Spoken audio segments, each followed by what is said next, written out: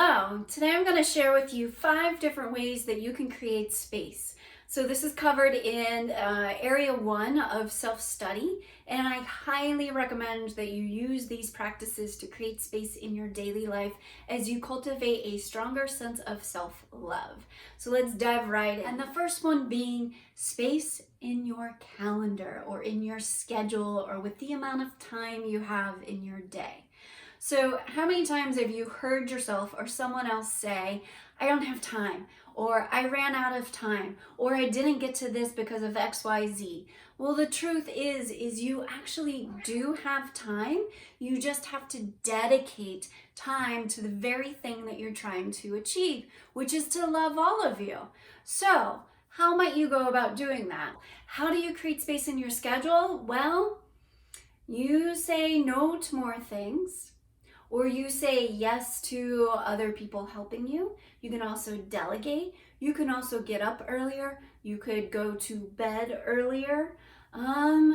You could just make yourself a priority and put some time on your calendar just for you.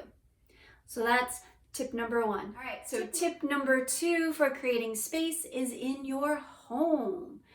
So for many of us, we probably have a spare bedroom, a basement, an office, maybe the kids go to school and you've got the whole house to yourself, whatever it might be. Heck, it might only be a hallway, but can you find a dedicated space just for you? And what I mean by that is it's a space where you might keep a journal, where you might create an altar for yourself. It might be a space where it's almost like a reading nook where you keep all your favorite things, all your favorite books, and maybe you use a mala or you have candles or incense. Use those to create this sacred space just for you. All right, so the next part is creating space in the mind. I don't know about you, but anytime that my mind feels cluttered, I cannot focus. And when that's the case, I can't get anything done. So by creating space in the mind, what we're really trying to do is create that void, right? And I don't mean void in a negative way. I mean void in space. Space to be by yourself, space for reflection, space for introspection, space for understanding what's working and what's not.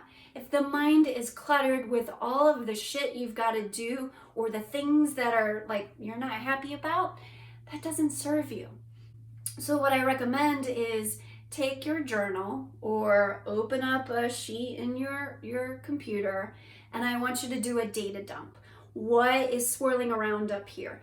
Get rid of it. Put it down on paper so that you can let go of it. And then that means that you'll have space in the mind. All right, so now we want to create space in the body. That's area number 4. And the reason for creating space is 1, movement creates momentum. When we move our bodies on a regular basis, we are creating movement through the body of energy, of breath, and that creates positive energy, positive momentum, creates that inertia to continue moving in that positive direction, and we all want that.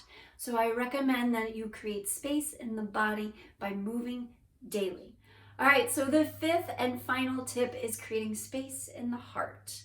And what I mean by that is creating space for kindness and compassion towards yourself. It means meeting yourself where you are. It means being open to accept and honor what arises within you. It means having patience. It means having acceptance for all of the flaws and all of the strengths and the weaknesses and the desires and the dreams and the shoulda, wouldas, and couldas, right? You need to wrap your arms around all of that. And that means that you need to create space in the heart so that you can love all of you.